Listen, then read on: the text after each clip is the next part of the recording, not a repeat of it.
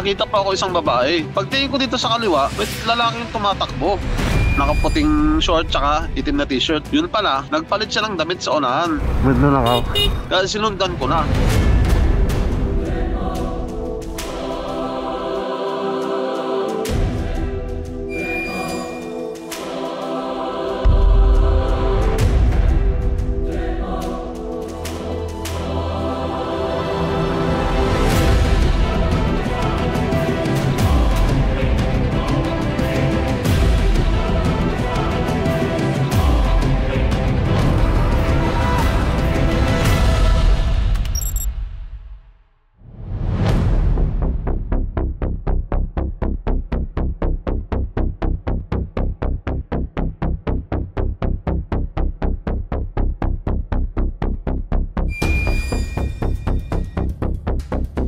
Gabi po nun, pauwi na po ako galing duty. Habang binabaybay ko pa yung kalsada sa EDSA, may nakita pa ako isang babae. Lumabas ng jeep tapos sumisigaw. Kuya, kuya, kahit bayaran ko na lang po. Kaya nakuha niyo po yung atensyon ko.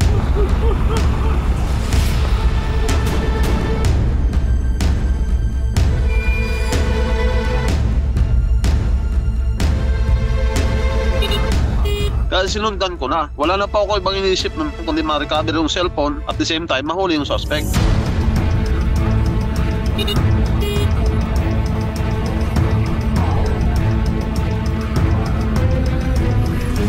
Sorry, counterflow muna ako. Sabi ko, pasensya kasi nag-counterflow ako sa kalsada. Ang pinaka-focus ko talaga, pag snatcher yon, matik, ang takbuhan nun, ang daanan nun, baka doon sa may rotonda. Buti yung enforcer, cooperative naman, kinahinto niya. Pentuin mo muna, tatawid lang ako. May nablutan doon, oh. Pasuyo.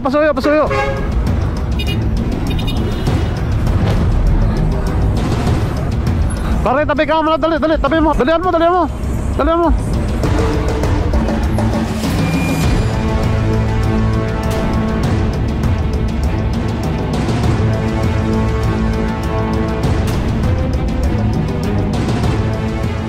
Positive bang dumaan niya talaga. Dumaan sa may footbridge. Pagkatapos nun, ilabangan ko ulit siya. Nakiramdam ako kung saan siya bababa, saan siya dadaan. Doon ako nakapag-desisyon na akyatin na kasi positive na andun talaga. Saan doon ang puti? Makikiraan mo na, makikiraan. Sino nakasando na puti dito? Ano?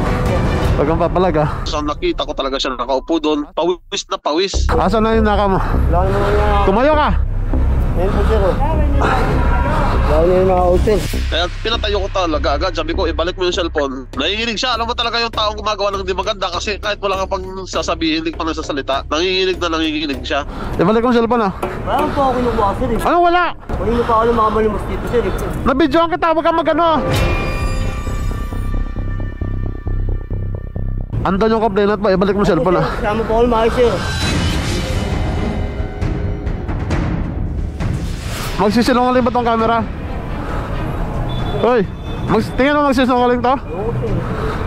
Yan lang yung gusto ko, ibalik mo yung cellphone. Saan mo nilagay? Pinapakulong sir sa inyo. Ha? Pinapakulong sa inyo. Saan mo ba tabi na to? Sinakay ko sa motor, sa harap ko pa ng motor sinakay kasi wala na eh, alanganin lang makatawag ako ng kasama kasi andun na yun eh. Wala ka ng panahon para magtawag eh. Saan yung cellphone banda? Dito sa may gitna sir, sa island. Saan dito?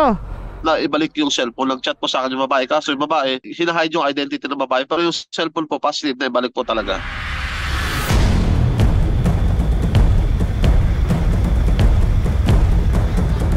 Pinaka-function ng trabaho talaga namin, naka-focus pa kami sa crime prevention. Nag-iikot pa kami, nag-ronda po kami gamit namin yung motor, oras-oras po yan.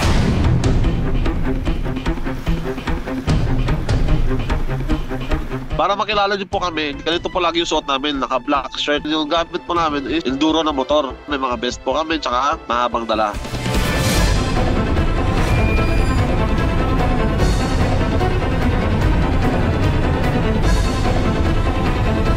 Magsisinungaling ba tong camera?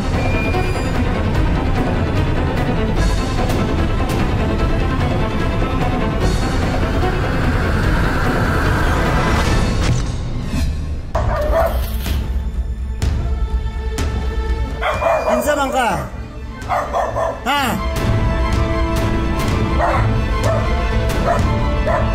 Samda ng kila to, gilapa sa iro.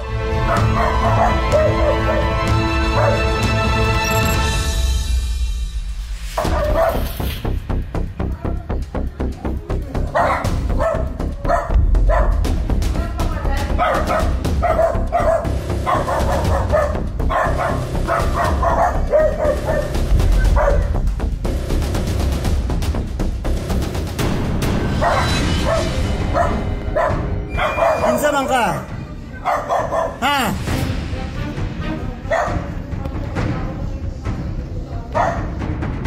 Naglabas na.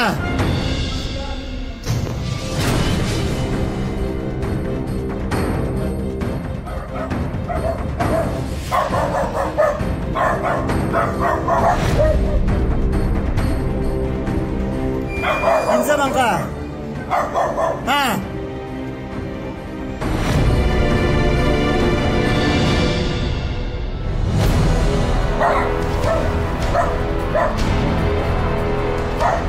Naglabas na.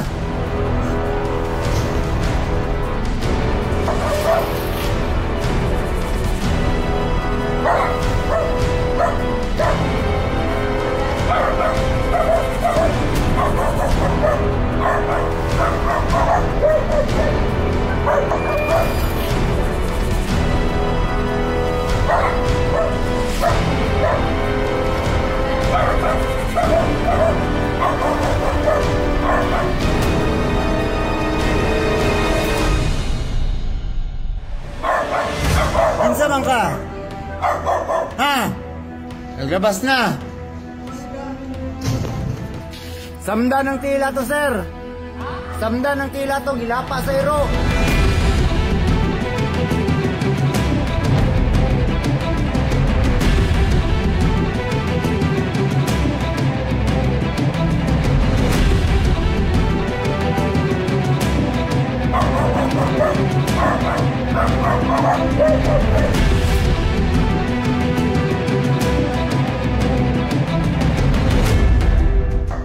Naglabas na.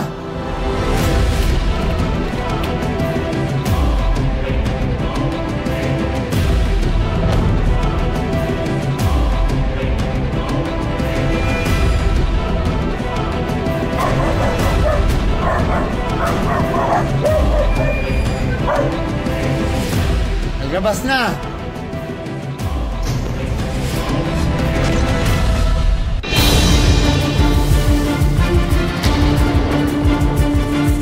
Kami pa mami tatakutin mo ngayon na may problema tayo. Talagang may problema tayo. Ma'am, kasal ko to eh. Ano naman yung ginawa mo? Lori! Ayan o. Ayaw naman pakinggan sinasabi ko. Okay na. Tara na. Sige na. Habang buhay ka namin ba?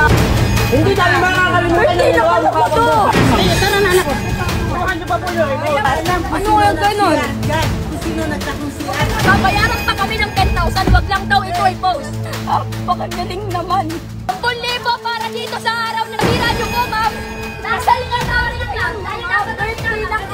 May problema po talaga tayo.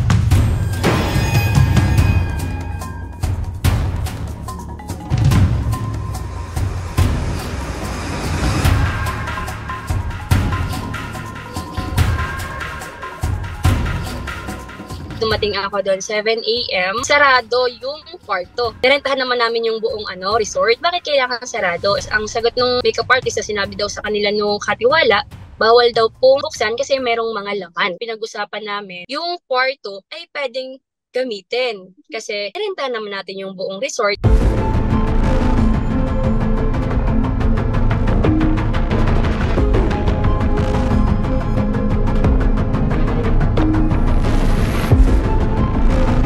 Pinalagpas namin yun. After the wedding, ang ceremony namin, yung birthday ng anak ko, Ang dami ko nang naririnig. Biglang may nag-ocular sila na bisito. Mga client, pag-open ko ng kwarto, paglabas ko doon kasi ako, nagbihis ako. Bakit may ibang tao? Bakit nag-ocular yung si ma'am, yung owner? Basta na lang, ito po yung may aircon dito, ito po yung sa CR, tapos pumunta pa sa ibang room, binuksan na lang, nandun yung tita ko. Ay, ipapakita ko lang po yung pero binuksan na nila yun.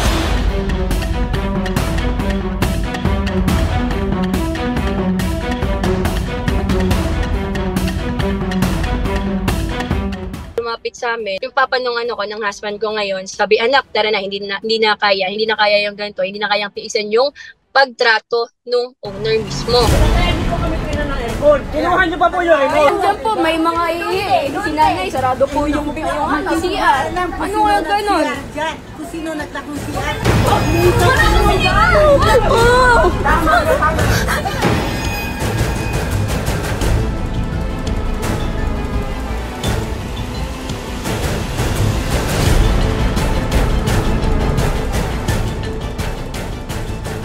Pinaganda namin yung moment na yun talaga po, grabe yung pagod din bago mag-start bago makarating sa mismong araw na yun kami. Yung pinagdaanan namin mag-asawa. Mga ilang linggo pa lang, grabe na yung struggle. Daddy, malapit na yung birthday ni baby, malapit na yung kasal natin. Tapos ito pa lang yung natin, yung hawak natin pera. Grabe, nandun na yung sitwasyon na yun, ma'am. Ay, may problema po talaga tayo, ma'am. Kasal ko to, birthday po ng anak ko, tas gaganyanin yung mga bisita ko. Gagawin yung event namin. Hindi ko alam na may birthday. Kami pa, ma'am, tatakutin mo ngayon na may problema tayo. Talagang may problema tayo, ma'am. Kasal ko to eh. Kami pa yung tatakutin mo ngayon.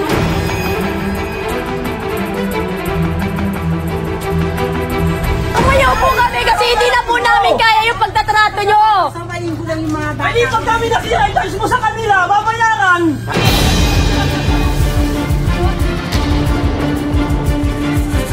Kaya naman pakinggan sinasabi ko eh. Sige po, sige po. Kaya yung pinatay. Kasi gusto ko matapos yung dito. Tama na, tama na. Ano ba kawalan nyo? Okay na. Oo. Okay lang. Babayaran pa kami ng 10,000, wag lang daw ito i-post. Babayaran pa niya yung nasirang araw ko. Kaya talaga naging emotional lang talaga ako doon, ma'am. Yung kanilang resort. Ayan, yan ang pangalan ko. Ayan.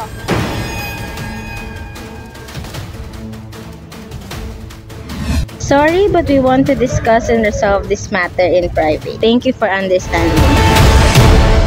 Ay, may problema po talaga tayo, ma'am. Kasal ko to, birthday po ng anak ko, tas gaganyanin yung mga bisita ko. Ay, sana na anak ko. Pakagaling naman. 10,000?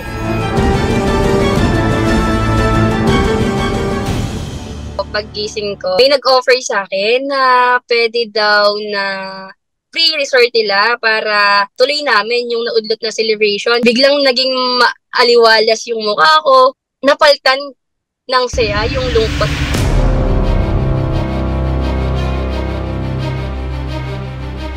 Ay, may problema po talaga tayo, ma'am. Ay, sana na anak ko. Ano naman yung ginawa mo? Kami pa yung tatakutin mo ngayon. Umayaw po kami kasi hindi na po namin kaya yung pagtatrato nyo.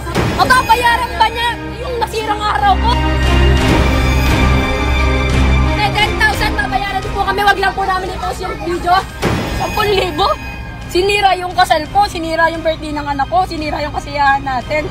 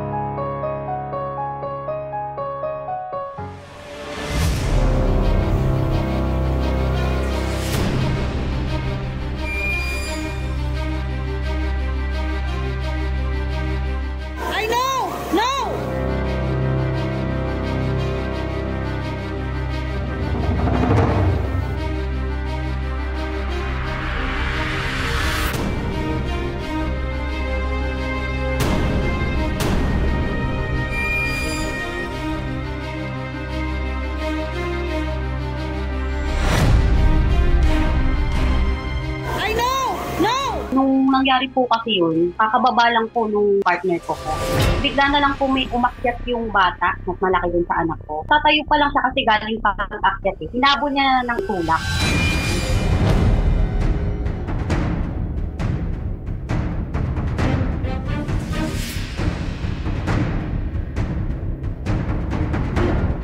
Tinitingnan ko yung mother. Ilang beses nagtama yung paningin namin, pero never niya ako in-approach, never nag-apologize. Parang mayado lang din po ako. I know! No!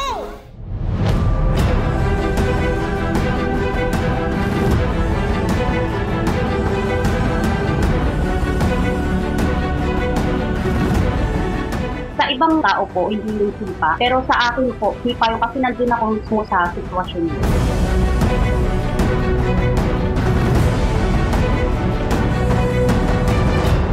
Naintindihan ko po yung part ng bata kasi malay niyo naman po, di ba? Sobrang excite lang din. Kasi iba-iba naman po. Sabi po ngayon sa mga comments, po natin sabihan na dahil lang sa isang clip may sakit na yung bata. Kasi masakit din po talaga sa magulang yun.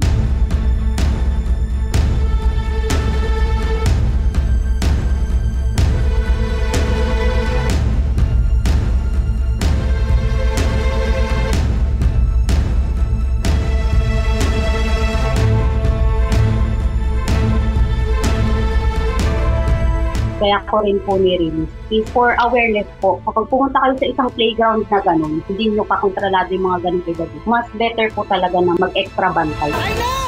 No!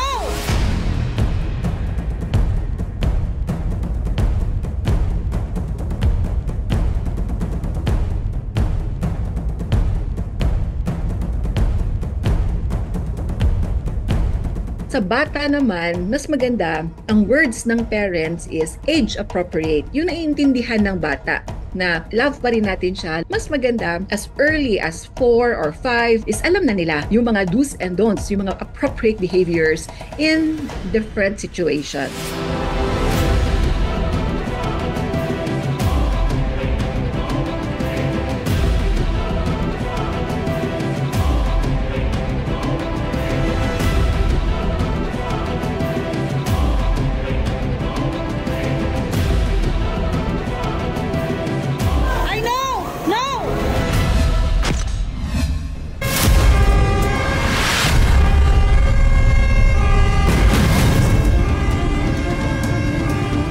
Sunog. Baikan lang yung mga dalaga. Susunog. Kotse? Dito sa Ortigas flyover. Nakalampas na ako eh. Lakas.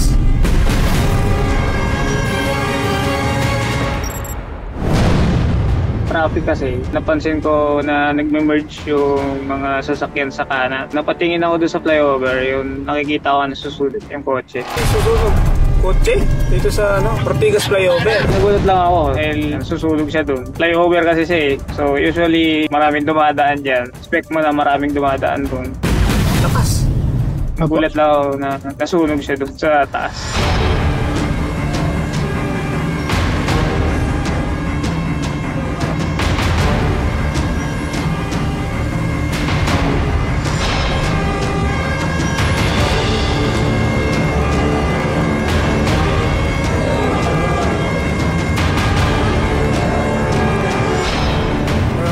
Sobrang traffic eh.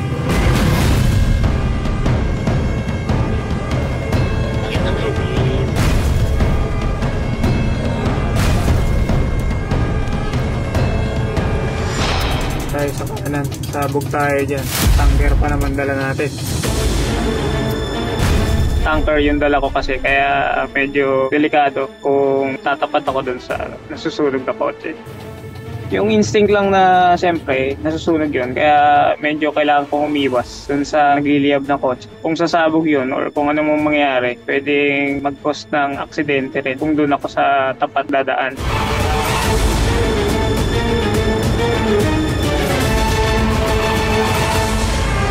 Kawawa naman.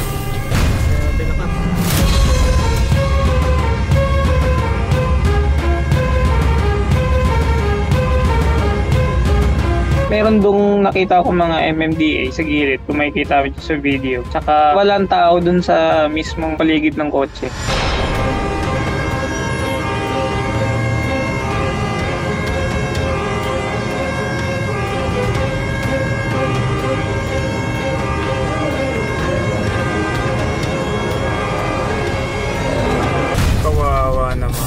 Grabe lakas.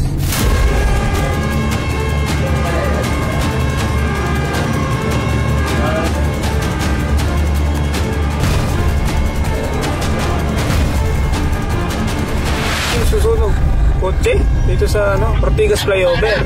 Kawawa naman.